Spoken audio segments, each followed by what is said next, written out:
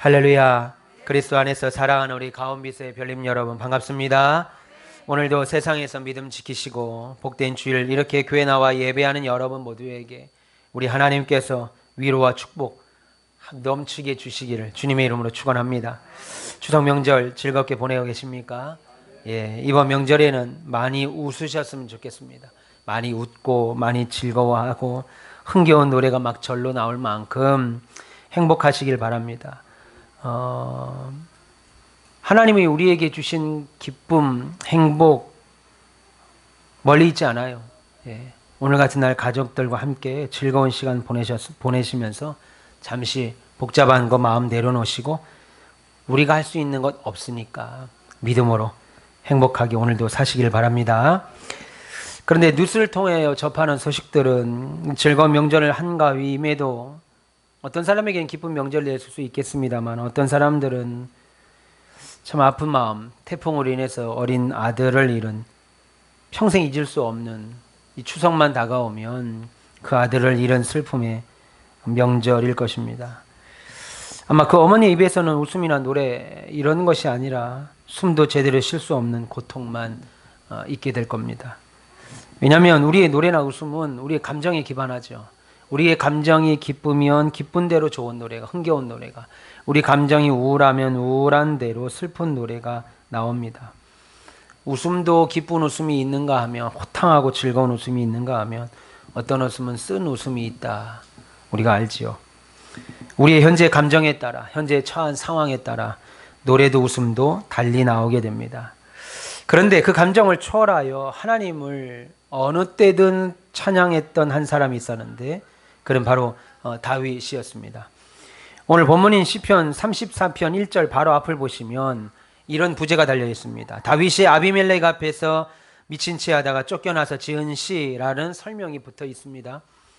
다시 말해서 이 시, 시편 34편이라고 하는 이 시는 다윗이 블레셋 왕 아기스 앞에서 살기 위해서 미친 척을 해야 하는, 침을 질질 흘리며 미친 사람으로 인정을 받아 그래야 살 수 있었던 최악의 상황에서 지은 찬송시라는 거예요. 그때 내가 그랬지, 지금은 아주 편안한데 그때 내가 그랬지 라고 하는 회한하며 돌아보며 지은 시가 아니라 최악의 상황에서 지은 찬송시라고 말하는 겁니다. 다윗은 사울왕이 자신을 죽이려고 하는 위협을 견디다 못해 이방 나라인 블레셋 왕 아기스의 밑으로 잠시 망명을 떠납니다. 그 내용이 사무엘상 21장에 쭉 기록되어 있습니다. 아비멜렉이라는 말은 나의 아버지는 왕이시다. 우리가 지금 기드온의 이방 아들이 아비멜렉이었다는 사실을 보죠. 아비멜렉이라는 말은 블레셋 왕들을 지칭하는 말입니다. 애굽의 왕은 파라오라고 말했죠. 그런 것처럼 아비멜렉은 블레셋 왕을 지칭하는 직함이에요. 그래서 사무엘상 21장을 보시면 거기에 나온 왕은 누굽니까? 이름이 아기스였다. 아기스 왕을 지칭합니다. 그러니까 지금 아비멜렉이나 아기스 왕이나 지금 동일한 왕이다라고 보시면 되겠습니다. 그렇게 다윗이 사울왕을 피해서 바벨론 왕 아기스, 아비멜렉에게 망명을 하는데 그러다가 아비멜렉의 측근들 신하로부터 의심을 받습니다. 그 이유는 뭐겠어요? 저 다윗이 우리에게 망명할 사람이 아닙니다. 저 다윗은 그 어린 시절 골리앗을 죽인 사람이고 우리의 골리앗을 쳐 죽인 사람이고 지금 이스라엘에서 사울은 천천히요, 지금의 왕인 사울은 천천히요, 다윗은 만만이라는 말로 높임을 받는 사람, 그래서 실질적인 이스라엘의 왕이라고 볼 수 있는데 어떻게 우리에게 망명을 하겠습니까? 왕이시여. 분명히 딴 이유가 있을 겁니다. 그래서 지금 저놈을 죽여야 합니다. 이렇게 다윗에게 안 좋은 분위기로 바뀌는데 그래서 어땠습니까? 다윗의 생명이 매우 위태롭게 되죠. 그러자 다윗은 아기스의 왕 앞에서 침을 질질 흘리면서 미친 사람 연기까지 하며 위험에서 벗어나게 됩니다. 그것이 사무엘상 21장 11절에서 15절까지 말씀. 아기스의 신하들이 아기스에게 말하되 이는 그 땅의 왕 다윗이 아니니까 무리가 춤추며 이 사람의 일을 노래하며 이르되 사울이 죽인 자는 천천히요 다윗은 만만이로다 하지 아니하였나이까 한지라. 다윗이 이 말을 그의 마음에 두고 가드왕 아기스를 심히 두려워하여 그들 앞에서 그의 행동을 변하여 미친 채 하고 대문짝에 끄적거리고 침을 수염에 질질 흘리매 아기스가 그의 신하에게 이르되 너희도 보거니와 이 사람은 미치광이로다. 어찌하여 그를 내게로 데려왔느냐. 내게 미치광이가 부족해서 이 자를 너희가 데려다가 내 앞에서 미친 짓 하게 하느냐. 이 자가 어찌 딴 마음을 품고 내 집에 들어왔겠느냐 라고 말하며 다윗은 이제 별 볼 일 없는 놈이다 라고 하는 말을 하게 되죠. 그런데 사실은 다윗은 미치지 않았죠.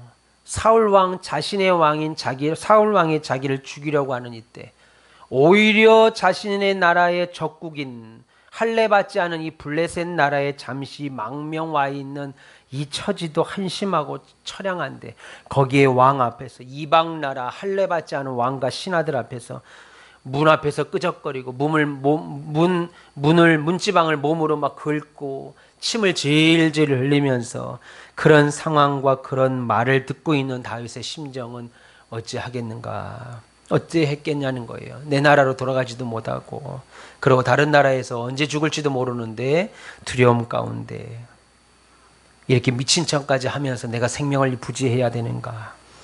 여러분, 어린 시절 골리앗을 죽인 이스라엘의 장군이 오히려 자신을 인정해줘도 시원찮을 사울 왕이 나를 죽이겠다, 자신을 죽이겠다고 혈안이 돼 있고 그래서 지금 도망쳐서 목숨 하나 부지하겠다고 적국의 왕에게 머리 숙여 빌붙여 살고 있습니다. 그런데 그것도 신하들이 눈치를 채서 더 이상 그렇게 살지 못하게 되자 스스로 미친 사람 흉내내면서 간신히 위기를 넘었으니 다윗에게 이보다 더 수치스러운 날이 없었을 겁니다.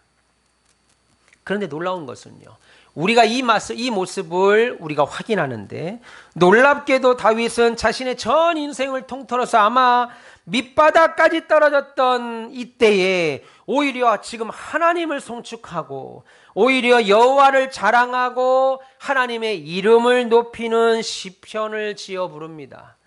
심지어 그의 울음이나 짜증이 섞인 목소리가 아니었습니다. 이 노래를 부를 때 막 짜증이 섞여 부릅니다. 눈물이 섞여 부릅니다. 아니고 힘찬 목소리로 찬양을 불렀을 뿐만 아니라 그렇게 처음에는 짜증을 내어 부르다가 힘있게 막 부르다 보니까 어느샌가 나도 모르게 마음이 막 기뻐지고 좋아하기 시작한 것이 아니고 아예 첫 소절부터 시작부터 기쁨에 넘치는 찬양을 했습니다. 그런 까닭에 그 노래는 다른 곤고한 자를 자기와 함께 따라왔던 400명이 넘는 사람들, 그 사람들 곤고한 자가 그것을 듣고 기뻐할 정도로 목사 한 사람의 찬양이, 우리 장로님 한 분의 찬양이, 우리 권사님 한 분의 찬양이, 우리 안수 집사님 한 분의 찬양이 다른 곤고해 있는 성도들에게 오히려 위로가 되고 기쁨이 되었다라고 하는 말입니다. 오늘 본문은 이렇게 시작하죠. 본문 1절에서 3절에 내가 여호와를 항상 송축하며 내 입술로 항상 주를 찬송하리이다. 내 영혼이 여호와를 자랑하리니 곤고한 자들이 이를 듣고 기뻐하리로다. 나와 함께 여호와를 광대하시다 하며 함께 그 이름을 높이세라고 말합니다. 그러면 다윗은 어떻게 이런 최악의 상황에서 있음에도 불구하고 그와 같은 기쁜 찬양을 부를 수 있었냐는 겁니다.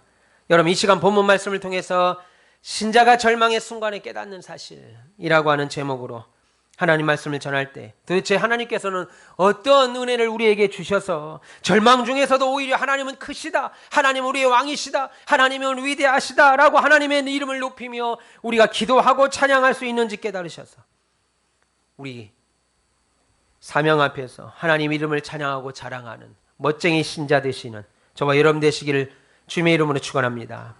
다윗은 지금 자신에게 닥친 최악의 상황, 최악의 환란을 통과할 때 제일 먼저 확신했던 것이 하나 있습니다. 내가 이렇게 밑바닥까지 떨어졌지만, 내가 이렇게 밑바닥까지 환란을 통과하고 최악의 상황까지 갔지만 가장 확신했던 사실 하나가 있었는데 그것은 바로 무엇이냐면 저와 여러분들도 확신해야 되는 것입니다. 그게 바로 뭐냐면 내가 하나님께 기도하면 하나님은 반드시 내게 응답하신다 라고 하는 사실입니다. 저와 여러분들 확신하고 있죠? 믿고 있죠? 내가 하나님께 기도하면 하나님은 반드시 내게 응답하신다. 이것은 다윗이 가장 어려운 환난 밑바닥에서 확신했던 것입니다. 한마디로 신자는 곤고할 때, 절망적인 상황일 때 주저하고 낙심하고 털퍼덕 앉아있는 것이 아니라 기도해야 합니다. 오늘 보면 4절에서부터 6절 보세요. 내가 여호와께 간구하매 내게 응답하시고 내 모든 두려움에서 나를 건지셨도다. 그들이 주를 앙망하고 광채를 내었으니 그들의 얼굴은 부끄럽지 아니하리로다. 이 곤고한 자가 부르짖으며 여호와께서 들으시고 그의 모든 환난에서 구원하셨도다 라고 말합니다. 무슨 말이에요? 지금 다윗은 자신의 처지를 뭐라고 말합니까? 내 모든 두려움이라고 말합니다. 내가 지금 모든 두려움 가운데 처해 있다라는 거예요. 다윗은 지금 자기 나라에 있는 게 아닙니다. 자신의 집에 편안하게 있는 것도 아니고 내 나라 왕 밑에서 보호를 받고 사는 것이 아니라 우리의 적군, 언제든지 쳐부셔야 되는 적군인 블레셋 나라에 살고 있고 거기에 블레셋 왕 아기스 밑에서 한 자리를 차지하고 밑에서 간신히 목숨 부지하며 하루하루를 그야말로 내 신분이 언제쯤 들킬까, 내가 언제쯤 거짓말로 토항한 것을 이들이 발각하여 나를 죽일까, 공포의 날이었을 겁니다. 문제 그대로 아기스 왕의 기분에 따라 자신의 생명이 왔다 갔다 하는 형편이니까 하루하루가 얼마나 가시방석이겠어요. 두려웠겠습니까? 그런데 그런 이유 때문에 오히려 보세요, 그런 이유 때문에 오히려 다윗은 낙심하는 것이 아니고 오히려 아기스 왕에게 더 투항하는 게 아니고, 야 이거 뭐 내가 사울 왕을 붙어봐야 나 결국 내 나라 돌아가 봐야 죽는 거, 그냥 여기로 기화하자 망명하자 라고 생각할 수 있었는데 오히려 그렇게 하지 아니하고 다윗은 이런 아기스의 두려움으로 인하여 오히려 자신이 할 수 있는 것이라고는 기도밖에 없다고 생각했습니다. 하나님께 매달려야 되겠다. 그래서 본문 6절에 자신을 가리켜 뭐라고 그럽니까? 이 곤고한 자, 자신 스스로를 이 곤고한 자라고 부른 것처럼 속수무책에 있었던 다윗은 더욱 간절하게 하나님만 구하고 부르짖을 수밖에 없었다라고 하는 말이죠. 여러분, 참 신자는요, 내가 할 수 없는 상황에 되면 당연히 하나님을 부르짖을 수밖에 없어요. 당연히 하나님을 찾을 수밖에 없습니다. 여러분, 아마도 다윗은 눈 뜨고 있는 동안에는 잠시도 쉼 없이 하나님 저를 좀 살려주십시오. 하나님 저를 이 블레셋에서도 살려주시고 하나님 저를 저 사울 왕에서도 좀 살려주십시오. 하나님 저를 좀 살려주십시오 라고 하는 기도를 수도 없이 올렸을 겁니다. 아마 평생을 두고 이렇게 절박하게 기도한 적은 이때가 처음이었을 거예요. 요즘 제가 그렇습니다. 잠을 자도 교회의 부흥과 건축에 관한 기도가 쉼없이 나옵니다. 아무리 맛있는 것을 먹고 아무리 좋은 사람들과 아무리 좋은 시간을 가져도 제 머릿속에는 제 입으로 표현만 하지 않았지 건축을 할 것에 대하여, 교회가 사명을 감당할 것에 대하여, 이 어지러운 시대에 하나님을 알기를 싫어하는, 하나님을 거부하는 이 시대에 어떻게 우리 가온빛 교회를 세워갈 것인가에 대한 고민이 끊임없이 나옵니다. 그래서 하나님 앞에 제가 날마다 쉼없이 기도하는 것, 하나님 저를 살려주십시오. 하나님 우리 가온빛 교회를 살려주십시오. 하나님 우리 가온빛의 별님들을 살려주십시오 라고 하는 기도를 제가 수없이 하나님께 올립니다. 쉼없이 올려요. 그런데 다윗의 그 기도 결과가 어떠했냐는 거예요. 다윗이 그렇게 기도했는데 하나님은 나 몰라 하시고, 다윗은 그렇게 기도했는데 상황은 바뀌는 것도 없고 그랬냐 이겁니다. 아니죠. 바로 하나님께서 그의 기도에 응답하시고 그의 모든 공포와 위험으로부터 건져주셨다라고 오늘 본문이 말합니다. 본문 6절을 다시 보시면 이 곤고한 자가 부르짖음에, 다윗 자신을 말하죠. 이 곤고한 나 다윗이 부르짖음에 하나님께서 들으시고 그 모든 환난에서 구원하셨도다 라고 말하고 있습니다. 특히 다윗이 블레셋 땅에 숨어 사는 동안은 내 나라가 아니니까, 내 나라에서 먹던 음식도 아니고 내 나라에서 버던 것도 아니니까 미처 본인이 알지도 못했던 위험한 순간들이 많았을 겁니다. 내가 인지를 했던, 내가 인지하지 못했던 위험한 요소들이 많았을 거라는 거예요. 그런데 다윗의 기도를 들으신 하나님께서 다윗 자신도 몰랐던, 다윗 자신도 알지 못했던 모든 환난에서 구원하셨다 그렇게 말합니다. 더 놀라운 것은 본문 5절 보시면 그들이라고 말합니다. 그들 누굽니까? 다윗과 함께 하겠다고 함께 모여든 400명의 사람들, 다윗과 함께 하였던 400명의 사람들도 함께 기도했다고 말하는 거예요. 그렇게 다윗과 그의 일행 모두는 하나님, 이렇게 수치스럽고 이렇게 절망스러운 상황에서도 하나님, 우리의 얼굴이 부끄럽지 않도록 해주십시오. 목사의 얼굴이 세상 사람에게, 장로의 얼굴이 우리 교회가 하나님의 낯이 세상 사람들에게 부끄럽지 않도록 하나님 도와주십시오. 그렇게 기도했더니 뭐라는 거예요? 여호와의 사자가 자신들을 진치고 둘러서서 보호해 주시는 기적적인 구원을 얻었다라고 말합니다. 본문 7절 보세요. 여호와의 천사가 주를 경외하는 자를 둘러 진치고 그들을 건지셨도다 라고 말합니다. 우리가 그렇게 기도할 때 하나님이 천군 천사 여호와의 사자를 보내어서 우리를 세상 사람들 앞에 부끄럽지 아니하게 우리 교회와 여러분들과 저를 보호하시고 구원하신다는 거예요. 기도할 때 기도 안 하면 안 됩니다. 그러니 여러분, 이런 말씀을 보면 우리가 기도 안 하면 되겠냐 이겁니다. 교회 건축뿐만 아니라 여러분의 인생을 위하여, 여러분의 앞날을 위하여, 여러분의 진로를 위하여, 여러분의 자녀를 위하여 기도 안 할 수 있겠느냐 하는 거죠. 믿기를 바랍니다. 그런 기도 응답을 체험한 다윗은 또 뭐라고 다시 노래합니까? 또 다시 뭐라고 노래해요? 본문 8절에 너희는 여호와의 선하심을 맛보아할지어다. 그에게 피하는 자는 뭐라고 그럽니까? 복이 있도다. 근데 더 중요한 말이 뭐냐면요, 앞절에 있어요. 너희는 여호와의 선하심을 뭐래요? 맛보아할지어다. 여호와의 선하심이 어떤 맛일까요? 어떤 맛일까요? 여호와의 선하심이. 나는 오늘 다윗이 맛봤으니까 지금 얘기하는 거 아니겠어요? 어떤 맛일까요? 어떤 맛일까? 여호와의 선하심이 어떤 맛이겠느냐? 당연히 혀로 느끼는 맛이 아니죠. 어떤 맛이겠냐는 거예요. 여호와의 선하심을 맛보아 알았다. 내가 여호와의 선하심을 맛봐서 알았다. 내가 여호와의 선하심을 드디어 맛봤다. 뭐 이런 뜻입니다. 물론 다윗은 하나님은 선하신 분이라는 사실을 이전부터, 어릴 때부터 알고 있었던 사람입니다. 그런데 이번에야 제대로 그 맛을 느꼈다는 거예요. 정말 1분 1초의 긴장의 연속이고 죽음의 두려움으로 이게 살아도 사는 것 같지 않고 염려 때문에, 걱정 때문에 타들어가는 그런 감정 가운데, 그런 환난 가운데 지냈는데 하나님이 나의 간절한 기도를 들으시고 천군 천사를 동원하여 구원하시는 놀라운 응답을 받았으니 말 그대로 기도의 맛, 따라해 봅시다. 기도의 맛. 큰 소리로, 우리식으로 말하면 행복한 신앙생활의 맛. 예, 행복한 신앙생활의 맛. 여러분 맛보기를 축원합니다. 교회를 다녀도 그냥 밍숭밍숭 이런 맛 말고, 이 맛도 아니고 저 맛도 아닌 말, 이거 말고, 김치를 담가는데 김치가 뭐 닝닝해, 이 맛 말고 새콤하고 맛지고 달치고 아작이 아니고 아삭아삭, 우리식으로 말하면 행복한 신앙생활의 맛, 맛보기를 축원합니다. 다 맛봐야 돼요. 신앙생활의 맛이 이 맛이었구나. 여러분, 사람은 음식 먹을 때 자신의 기호에 따라서, 또 자신이 먹었던 살아왔던 삶에 따라서, 심지어 출신 이런 지역에 따라서 좋아하고 싫어하는 음식이 다르죠. 그래서 어떤 사람은 이 음식을 참 좋아하는데 어떤 사람은 그 음식을 별로 안 좋아하는 사람이 있어요. 말 안 해도 여러분 아실 거라 이해해서 따로 이해는 안 들겠습니다. 근데 딱 한 가지 경우, 누구나 정말 맛있게 그 음식을 먹는 순간이 있습니다. 언제입니까? 배고플 때죠. 배고플 때는 안 가려요. 돼지고기 싫다는 사람도 그냥 앉아서 몇 인분을 먹습니다. 소고기 싫다는 사람도, 생선 싫다는 사람도 그냥, 영화 보세요. 섬에 고립돼서 며칠씩 굶은 사람들, 그 생선 산의 진미 상에다가, 예전 같으면 상에다가 접시에다가 숟가락 젓가락 정가락이 나서 흰쌀밥에 정가락에 먹던 그들이 그냥 잡아서 뜯어 먹습니다. 뭐 때문에요? 배고프니까. 딴 이유 없습니다. 그냥 배고프니까.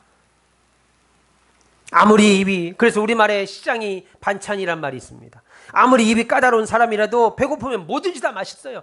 배고프면 과자도 맛있고요, 배고프면 과일도 맛있고, 배고프면 그냥 찬밥도 맛있고 라면도 맛있고 다 맛있어요. 저만 그래요? 배고프면 다 맛있습니다. 기도 또한 마찬가지예요. 기도 또한 우리는 평소에 하나님이 선하다 하는 이 사실 머리로 잘 알죠. 모릅니까? 인정 안 합니까? 다 인정합니다. 하나님은 선하신 분입니다. 머리로는 다 알아요. 인정합니다. 그런데 솔직히 우리가 말해보자고요. 실감하지 못하죠. 하나님이 선하시다는 말을 그렇게 뭔 말인지도 잘 모르겠고 그렇게 확 와닿지도 않아요. 근데 언제 알아요? 아주 곤고한 일을 당했습니다. 그래서 나처럼 이렇게 곤고한 사람이 없어. 저 사람들은 다 행복해 보이는데 왜 내게는 이런 문제가 있는 거야? 곤고한 일을 당하여 그 곤고한 일을 하나님께 간절한 마음으로 기도했는데 그 기도에 응답을 받을 때, 있을 수 없는 일이 일어날 때, 이야, 하나님은 당신의 자녀들에게 얼마나 신실한지, 얼마나 선하신지, 그때야 신실하다고 하는 하나님의 맛을 알게 되는 거죠. 그래서 기도하라는 거예요. 기도하지 않으면 신앙생활을 할 수가 없습니다. 평소에는 그저 일상적으로 기도하다가 내가 어떻게 할 수 없는, 내가 어찌할 수 없는 낭패에 빠지게 되면 정말 하나님만 바라보잖아요. 이거 하나님이 아니면 해결할 수가 없어요. 이건 내가 뭐 어찌할 수가 없어요. 그래서 그냥 하나님만 바라보고 간절히 부르짖게 되고, 평소에는 자기가 어떤 제목으로 기도했는지 기도하고도 기도 제목을 몰라.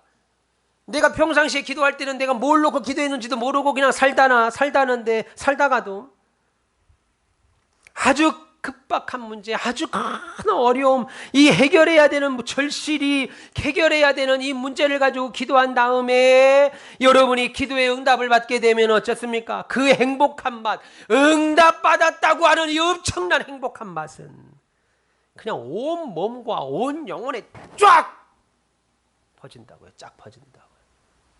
기도를 해도 이런 기도를 하셔야 돼요. 기도를 하고도 뭔 기도했는지 관심도 없고, 내가 어제 교회 가서 무슨 기도했는지 일주일 내내 생각도 안 나고, 그런 기도 말고 하나님 앞에 간절히 기도하니까 그 기도한 응답을 받고 나서, 야, 기도의 맛이 이거구나. 하나님이 신실하다고 하는 거, 당신의 백성에게는 늘 신실하고 선하다고 하는 이 맛이구나. 우리나라 수십 년의 방송 역사에, 거의 100여 년 가까운 방송 역사에 가장 최고의 CF로 뽑으라면 그 맛이라는 거예요. 그래,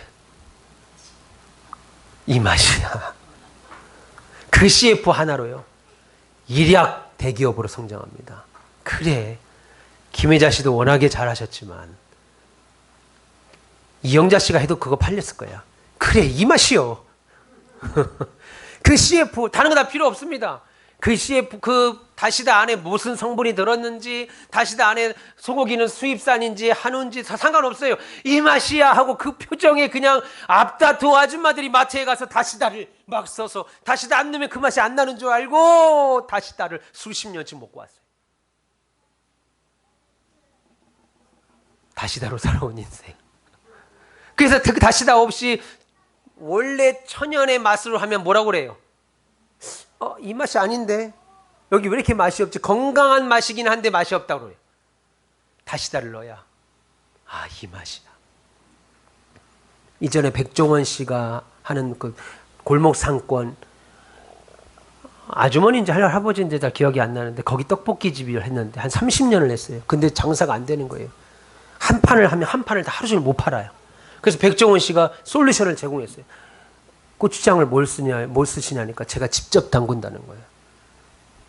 이것을 오늘은 쓰지 마시고 요 마트 가서 청정한 고추장을 사오시라고. 그 고추장을 풀었더니 그날 3판을 팔았어요. 그때 그 할머니 이제 할아버지인데 우시더라고. 많이 팔아서 우는 줄 알았는데 그 말이 진리였습니다. 나는 한평생 좋은 거 먹이려고, 길바닥 음식이란 말 안 들으려고 정말 좋은 고추장을 내가 만들었는데 싫어하더라 이겁니다. 그냥 마트에서 사면 되는 고추장인데 그거 고추장 풀었으면 이게 좋다고 하는데, 그 말을 하면서 우는데 그 할머니인지 할아버지인지 정확히 기억이 안 나는데, 그 우는 그 할아버지, 그 할머니의 모습을 보면서 요즘 말씀도 신앙도 그런 것 같다 하는 생각을 갖습니다. 참, 당신은 나쁜 거 안 들어간 좋은 고추장으로 떡볶이를 해주고 싶었는데 그거 소용없다 이겁니다. 맛 없으면 안 팔리는 거예요. 요즘 시대가 그렇게 됐습니다. 여러분, 맛봐야 된다는 거예요. 그래, 이 맛이야. 예, 이 맛이야.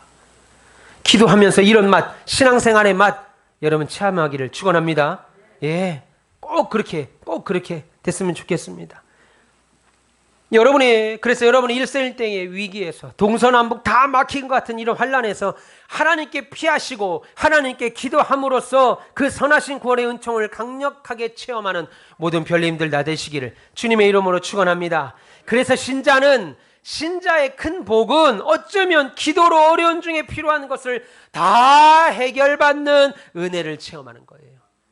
지금 다윗이 블레셋 왕 아기스 밑에서 자신의 신분을 속이고 숨조차 크게 쉬지 못하고 가슴 졸이면서 살 동안 오히려 더욱 간절하게 하나님께 기도했습니다. 야, 아기스 왕의 비율을 좀 맞추자. 야, 블레셋 사람으로 우리도 귀화하자. 함께 있던 사람에게 그렇게 말하지 아니하고 우리 하나님께 기도하자.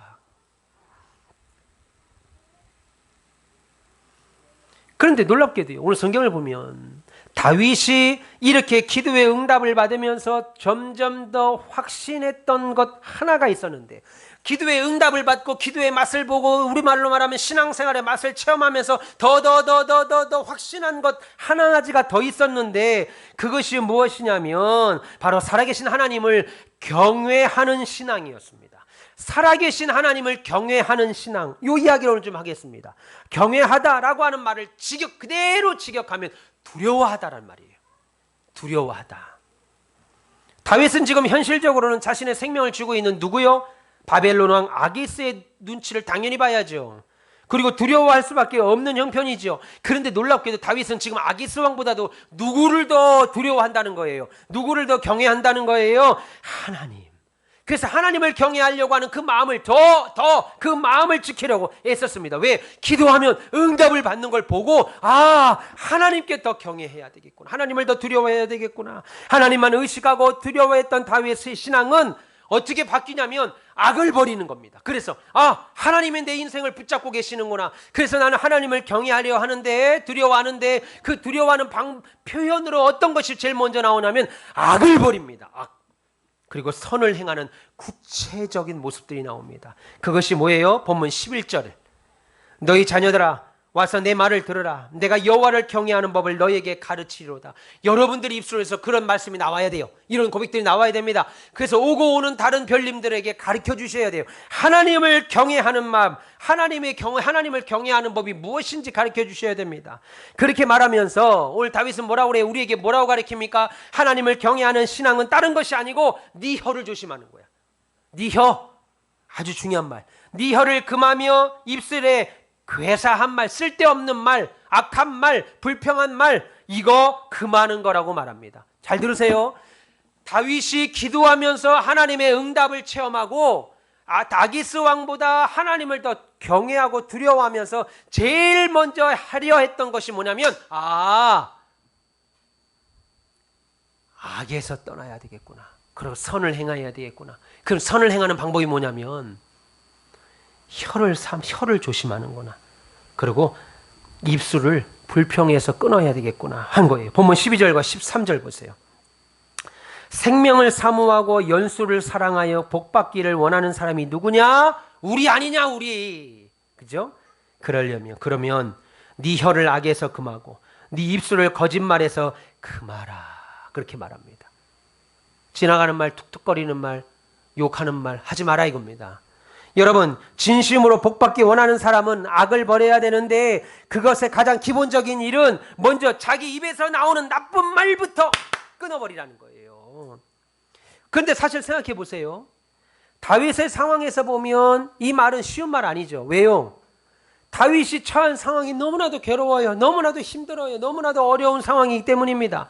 흔히들 사람이요, 극한 상황이나 괴로운 상황이나 문제를 딱 처하면 나도 모르게 욕이 나오기 쉽습니다. 나도 모르게 나쁜 말 나와요. 이씨, 18, 강아지. 나도 모르게 그냥 나쁜 말이 툭 튀어나와요. 에이씨, 불평하는 말, 원망하는 말. 또 너무 힘들고 고통스러운 상황을 막 코너에 몰리면 사람들은 제일 먼저 하는 게 거짓말을 해서라도 피하고 싶은 것이, 이 상황을 모면하고 싶은 것이 인간의 마음입니다.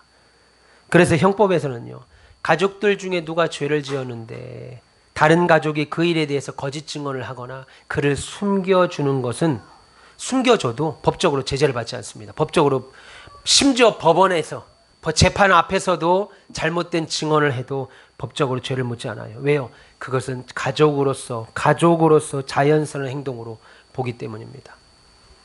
그런데 다윗은 그토록 비참한 상황에서도 자연스럽게 나올 나쁜 말, 불평의 말, 원망의 말, 욕, 악한 말들을 입 밖에 내지 않았다는 거예요.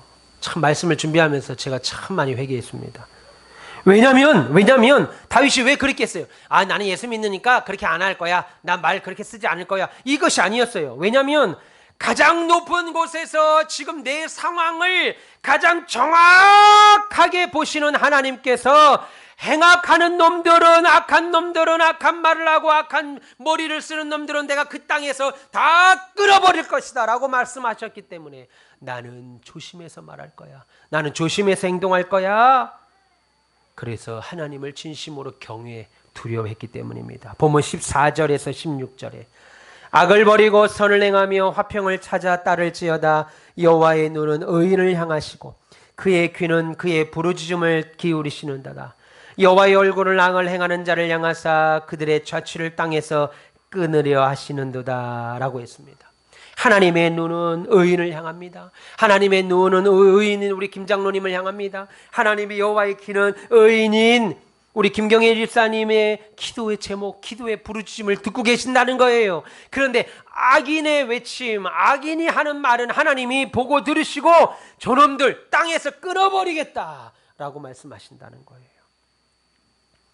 저도 이 말씀을 듣고 회개하고 다시는 안 하려고 합니다. 제가 종종 사역이 힘들잖아요. 그럼 우스갯소리로 나는 원래 목사가 되려고 하지 않았는데, 우리 아버지가 서운한 사람은 우리 막내 동생이지 제가 아니었는데, 나는 목사로 살고 싶지 않았는데 라는 말을 종종 했습니다. 근데 그 말도 사실 생각해보면 나를 이미 목사로 부르신 하나님 앞에서 악한 말이에요. 나는 원래 장로가 되고 싶지 않았어. 나는 교회가 가고 싶지 않았어. 나는 목사 아들로 태어나고 싶지 않았어. 나는 집사 아들로 태어나고 싶지 않았어. 하나님이 구원하셔서 우리에게 직분 주시고 은혜 주신 그의 악한 말을 하는 거라고요. 그거는. 그러면 다윗이 그처럼 하나님의 눈을 의식하는 믿음을 가질 때 하나님은 어떻게 다윗에게 보답하셨습니까? 하나님께서 당신을 경외하는 자에게 부족함 없게 하셨습니다. 본문 9절에 너희 성도들아 여호와를 경외하라. 그의 경외하는 자에게는 부족함이 없도다 라고 했습니다. 하나님을 경외해라. 하나님을 경외하는 자에게는 부족함이 없다. 그러면서 다윗은 그 사실을 두고 이 말을 하나님을 경외하는 자는 부족함이 없다라고 하는 이 말을 가지고 한 가지 예를 듭니다. 자기가 봤던 예, 뭡니까? 본문 10절에 젊은 사자는 궁핍하여 줄일지라도 여호와를 찾는 자는 모든 좋은 것에 부족함이 없도다 라고 말합니다. 여러분, 사자가 평균 몇 년을 사는 줄 아십니까? 사자의 평균 수명은 15년 정도 된대요. 15년. 그게 사자의 평균 수명이랍니다. 근데 놀라운 것은요, 야생에서 사는, 밀림에서 사는, 초원입니까? 초원에서 사는, 아프리카에 사는 사자는, 야생에서 사는 사자는 그 수명까지 살다 죽는 사자가 10%가 채 안 된대요. 원래 수명이 15년인데 15년 동안 살다 죽는 사자는 야생에서는 10%가 채 안 된다는 거예요. 왜 안 되겠습니까? 사자가 다른 동물을 잡아먹으려고 뛰어다니면서 사냥을 하는데 사냥을 통해서 먹잇감을 제때 잡지 못하는 거예요. 10번 사냥하면 9번 실패하는 거예요. 그러니까 10번 사냥하면 9번 실패하니까 수많은 사자들이 어떻게 죽겠어요? 굶어 죽어요. 그러면 사슴들은 가만히 있냐고요? 내가 널 잡아먹겠다. 예, 드세요. 하겠냐고 사슴이. 어떻게 하겠어요? 뛰어다니죠. 그럼 뛰다가 사자가 나무에 긁히기도 하고 이것도 안 된다 그러면 사자가 어떻게 되겠습니까? 사슴이 어떻게 하겠어요? 뿔로 들이받거나 발굽으로 때리려고 할 때 다칩니다. 그럼 사자가 그냥 힘도 못 쓰고 죽는 거예요. 우리는 의술이 발달해서 팔다리가 부러져도 사지만 동물들은 팔다리가 부러지면 그냥 죽는 겁니다. 그러니까 원래는 15년을 사는데 야생에서는 15년을 사는 사자가 10%도 안 된다는 거예요. 그런데 반대로 굶어 죽는다는 거예요. 어이없게도. 그런데 반대로 동물원에 사는 사자는 뭐 온갖 보살핌을 받고 약도 먹고 주사도 맞아서 뭐 다른 악영향은 뭐 차치하고라도 적어도 생존에 있어서는요, 절대 다수가 15년을 넘게 산답니다. 심지어 어떤 사자는 30년 가까이 산 사자도 있어요. 야생에서는 3년도 못 살고 죽을 사자도 있는데 동물원에 있는 사자들은 15년을 넉넉하게 산다 이겁니다. 압도적으로 생존율만 보자면 동물원에 사는 사자가 훨씬 더 오래 산다는 거예요. 여러분 마찬가지로 자신의 능력만 힘만 믿고 사는 사람은 절대로 자신의 한계에 부딪힐 수밖에 없습니다.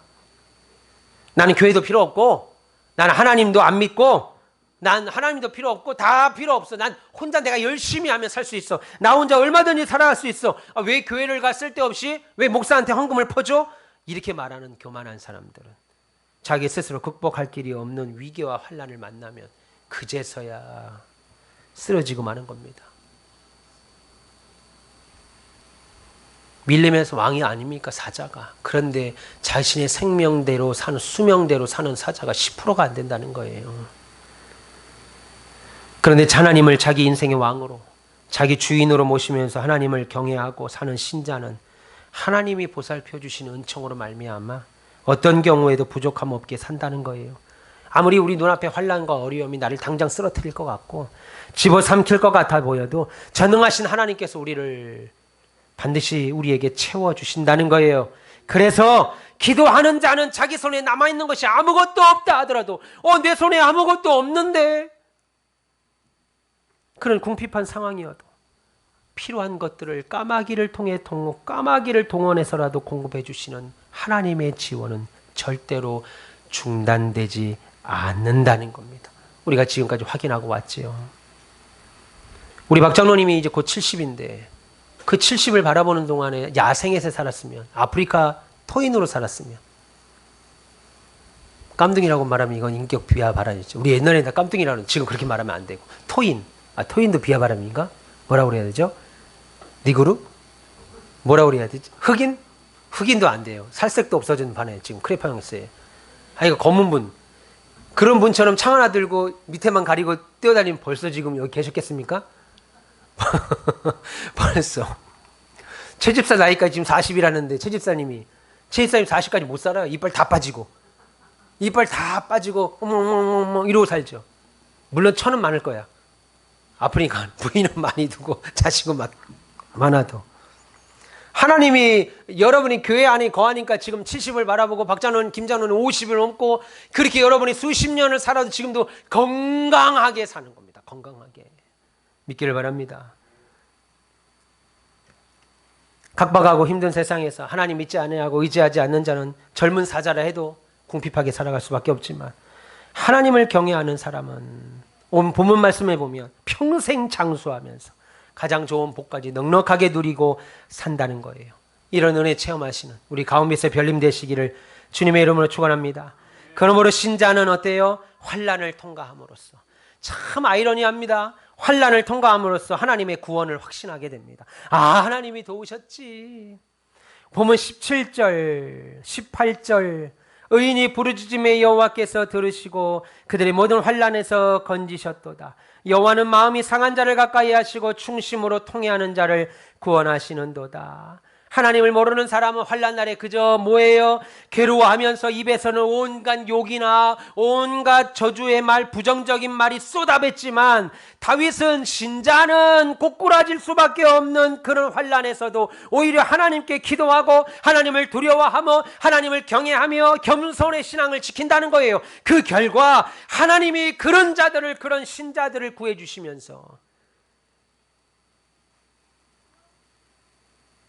함께 하시고 세워주시고 풍성케 하시는 은혜들을 하나하나 체험하게 된 겁니다. 그 결과 모든 일을 다윗에게 있어서 또 우리에게 있어서 하나의 연단의 과정이 됐습니다. 다윗은 이것을 두고 참 기가 막힌 말 뭐라고 그래요? 19절에 의인은 고난이 많으나 참 의인은 고난이 없으나 이게 아니고 의인은 고난이 많으나 뭐라고 그럽니까? 같이 읽어봅시다. 19절 시작. 의인은 고난이 많으나 여호와께서 그의 모든 고난에서 건지시는도다. 할렐루야. 이게 신자만 고백할 수 있는 사실, 신자가 절망 중에 깨닫는 유일한 사실. 의인은 고난이 많으나 모든 고난에서 하나님은 반드시 건지신다. 지금 다윗은 의인은 고난이 없다고 말하지 않습니다. 오히려 고난이 의인일수록 고난이 많다고 말합니다. 왜요? 하나님 앞에 의롭게 살려고 하니까, 하나님이 주신 비전대로 살려고 하니까, 신자는 항상 존귀한 자는 항상 의롭고 존귀한 일만 생각하려 하니까 사탄의 온갖 시험과 온갖 핍박과 괴로움을 당하기 때문이죠. 그러나 결국 존귀한 자는 그 존귀한 자리에 서게 되어 있다 이겁니다. 하나님은 의인을 그런 굳건한 연단을 통해서 세우시기 위하여 그런 고난을 일부러 허용하시는 거예요. 그러면서 오늘 20절 보세요.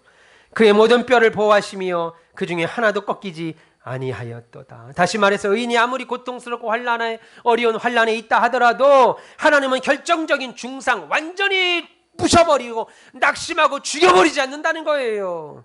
보호하신다는 거예요.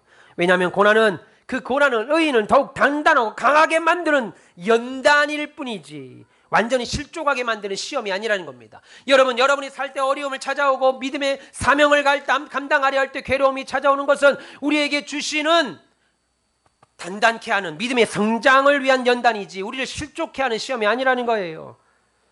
다윗이 이 연단만 잠시 견디고 나면 그 뒤에는 놀라운 구원이 있다는 것을 기다리고 바라보고 있었습니다. 결국 다윗은 이스라엘의 왕이 되지요. 저는 군 생활을 37사단, 37보병사단 공병대대에서 했습니다. 공병대는 1년에 한 번씩 그 부대를 떠납니다. 부대를 최소 병력만 부대에 남겨놓고 전 부대가 부대를 떠납니다. 떠나서 한 달간 FTC라는 공병대 주특기 훈련을 해요. 공병대 주 임무가 뭐냐면 대인, 대전차 지뢰, 설치, 해체, 그다음에 정수, 물 하는 정수 작업, 여러 가지가 있습니다. 근데 그 중에서도 장간조리교라고 해서 끊어진 다리를 복구하는 겁니다. 철교로 복구해서 다리를 놔서 그 위에 탱크와 사람, 군사들, 병사들이 지나가도록 하는 거예요. 이걸 한 달 동안 집중적으로 교장에 가서 하는 훈련이 FTC 훈련입니다.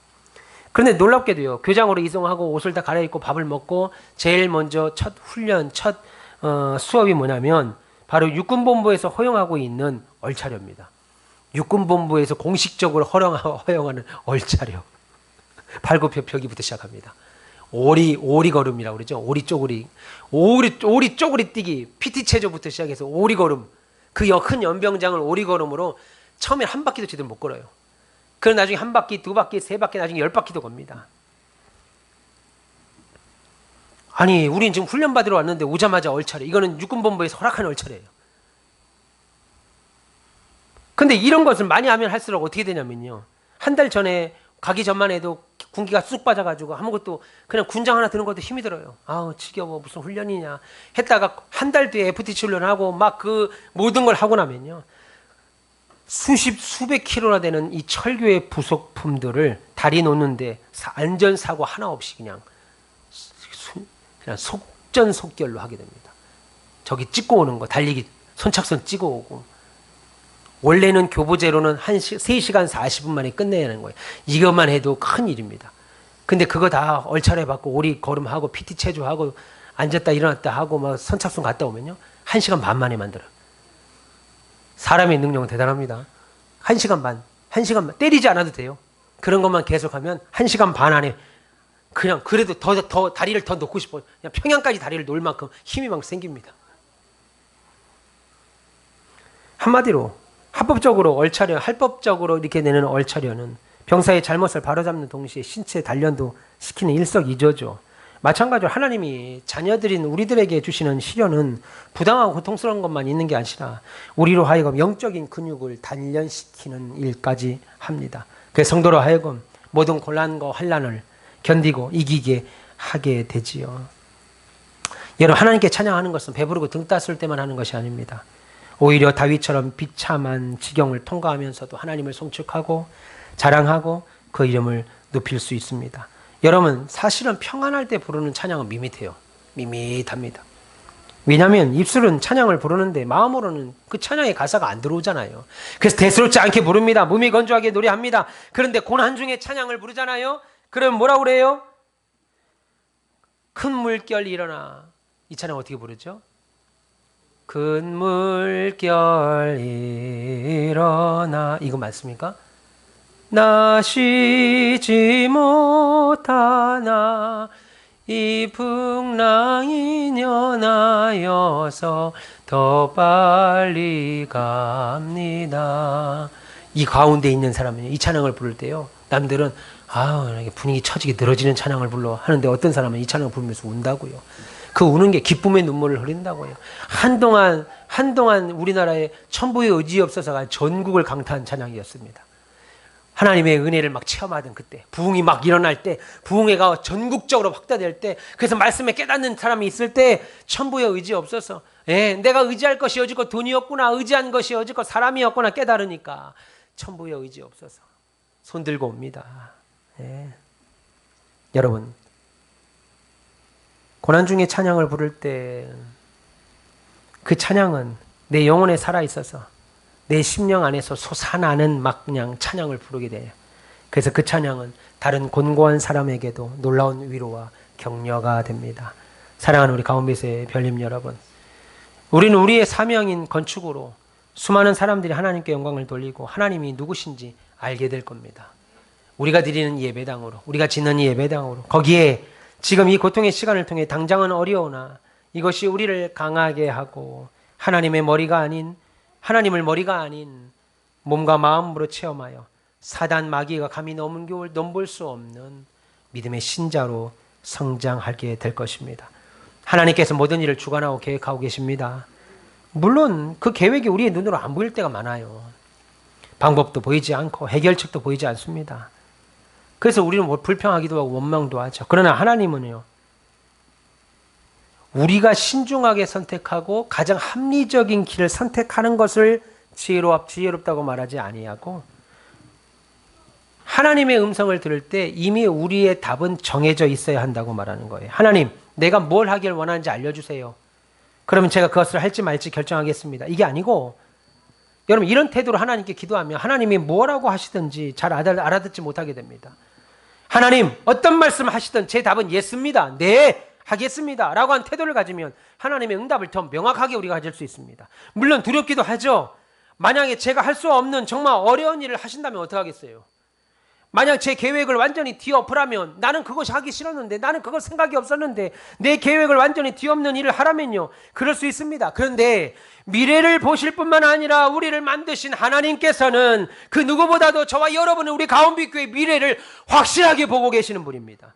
제가 하나님과 다른 의견을 가졌던 상황, 혹시 제가 원하지 않은 방향으로 저를 인도하시는 것 같은 상황 끝에서 매번 우리는 하나님께 감사했잖아요. 하나님께서는 제가 고집 부렸던 길보다 훨씬 좋은 길로 지금 인도하고 계시잖아요. 중요한 것은 뭐라고 하시는가, 하나님이 내게 뭐라고 하시는가 하는 것이 아니라 누가 하시는가가 중요합니다. 누가 말씀하시는가. 하나님은 좋은 분입니다.